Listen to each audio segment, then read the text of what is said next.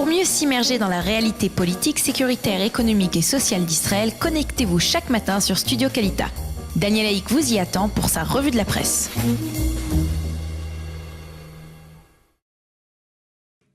Il est 8h40 très exactement, c'est l'heure de la revue de la presse des médias et des sites d'information sur studiokalita.com, une revue toujours très chargée, bien entendu, en fonction de cette actualité extrêmement tendue. Et comme la plupart des sites d'information israéliens, eh bien, le site Ynet se fait l'écho ce matin des violentes émeutes qui ont repris hier soir, en particulier à proximité de la Porte des Lions.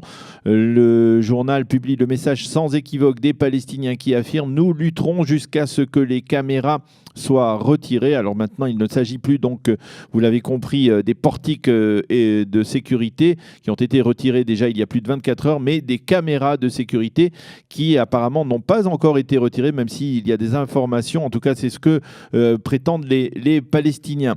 Le site Ynet parle d'affrontements violents entre les Palestiniens et les forces de police, donc à la Porte des Lions. Le Yediot Aharonot nous montre ce matin en première page le Premier ministre Binyamin Netanyahou en conversation avec l'agent de sécurité de l'ambassade d'Israël en Jordanie, Ziv, après que celui-ci ait été rapatrié en Israël.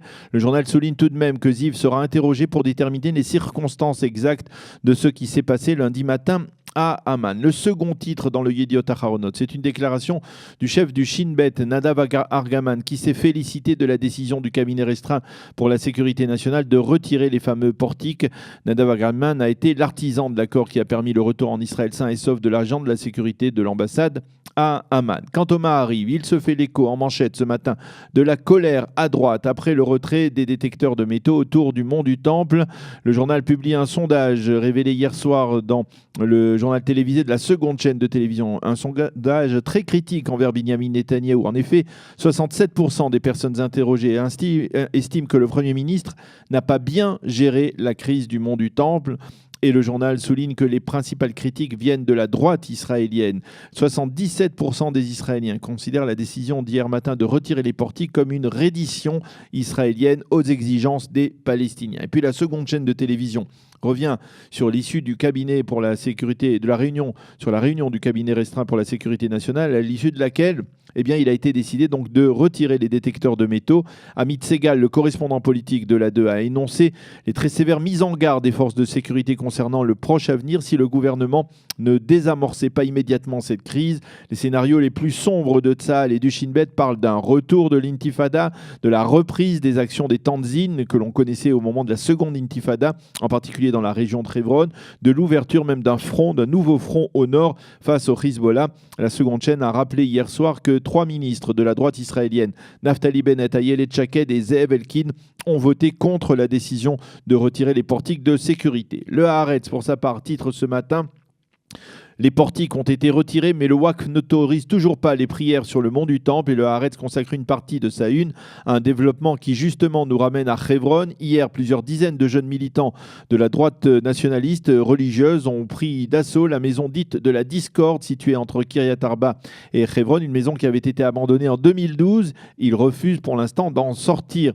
La manchette du Israël Hayom est presque historique. Elle reflète peut-être un changement de cap du journal gratuit envers le Premier ministre israélien. Il faut juger cela, nous le verrons dans les prochaines semaines et les prochains mois.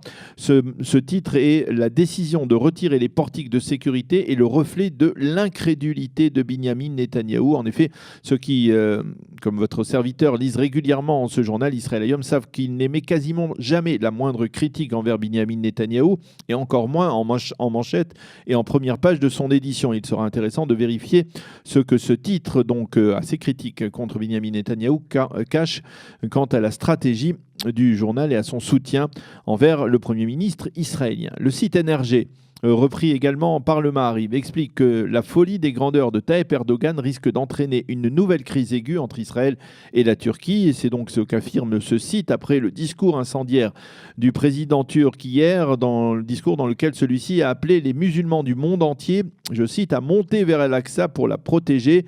Erdogan a même affirmé que les soldats de Tsahal profanaient le mont du Temple. Le ministère israélien des Affaires étrangères a très vivement réagi à cet appel et l'a qualifié de stupéfiant. Et désormais, on craint côté israélien une nouvelle dégradation des relations diplomatiques entre les deux pays, et ce, un an à peine après l'accord qui a permis la restauration de ces relations très sérieusement endommagées, on le sait, à la suite de l'épisode du Mervi Marmara, il y a de cela plusieurs années.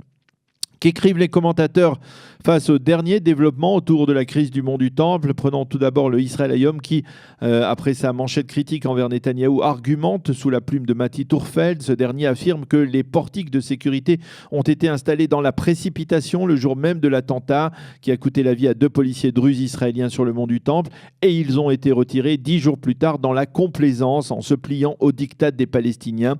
Et selon Tourfeld, depuis le début de la crise, il était évident qu'Israël allait céder aux exigences des Arabes.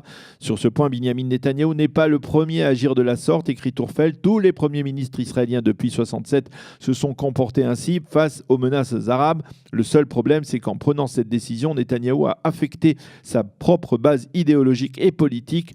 Nos sages, écrit Tourfeld ce matin, ont insisté sur ce qu'il appelle le Gaon Yaakov, la fierté de Yaakov, d'Israël, sur la nécessité pour notre peuple de savoir se tenir droit face aux défis qui se présentent à lui, et le cabinet restreint a failli face à cet enseignement, écrit Michael Tourfeld, donc dans le Israël Hayom de ce matin. Toujours dans le Israël Hayom, Ariel Bolstein affirme que cette crise du mont du Temple offre au gouvernement israélien un défi sans précédent en matière de communication face aux tentatives des Arabes de falsifier l'histoire à travers, entre autres, l'UNESCO, face aux tentatives d'incitation à la haine anti-israélienne. Le gouvernement doit faire campagne pour revendiquer nos droits historiques sur cette terre, sur Jérusalem et sur le mont du Temple. Nous devons affûter un tel message, écrit Ariel Bolstein dans le Israël Hayom. Dans le Maariv, Ben Caspit, le célèbre éditorialiste du journal, parle de la farce des portiques et il estime qu'elle est le reflet de l'arrogance de Binyamin Netanyahou. Il se croit invincible et tout-puissant, mais au lieu de publier sa photo en train de dialoguer au téléphone avec l'ambassadrice d'Israël à Amman, Anat Schlein, la présidence du Conseil, et Binyamin Netanyahou aurait dû publier celle des portiques démontés par les ouvriers israéliens hier matin. Ces portiques qui auraient dû prouver notre souveraineté incontestable sur le mont du Temple et qui prouvent en fait notre extrême faiblesse. Nous avons dans cette affaire laissé les Palestiniens nous entraîner dans une impasse au lieu de nous focaliser sur l'essentiel et au lieu de comprendre que la force a des limites, écrit ce matin Ben Caspit dans le Maariv. Dans le Yediot Aharonot, Amnon Abramovitch, qui est aussi l'analyste politique de la seconde chaîne de télévision, rappelle que cela fait des années que M. Netanyahou est perçu comme le monsieur Bitachon, le monsieur sécurité de l'État d'Israël.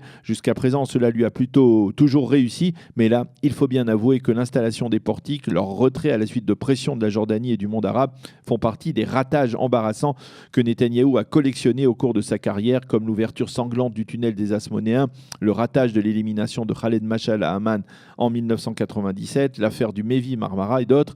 Et même si Netanyahou n'est pas toujours aussi responsable, eh bien, il faut bien avouer que ces ratages sont trop nombreux pour que l'on ne s'interroge pas sur leur cause, écrit Amnon Abramovitch. Enfin, Shlomo Pietrokowski, dans le Yediot Aharonot, veut se montrer plus indulgent vers le Premier ministre en affirmant que même les journalistes ne connaissent pas tous les tenants et les aboutissants de cette crise avec la Jordanie, mais il admet que le comportement de M. Netanyahou au cours des 24 dernières heures est surprenant, comme si le Premier ministre voulait nous faire participer à une grande victoire en nous montrant sa conversation avec l'agent de sécurité Ziv. Au lieu de cela, le Premier ministre devrait tout faire pour que les citoyens israéliens, en particulier ceux qui soutiennent sa politique, oublient au plus vite cette affaire embarrassante.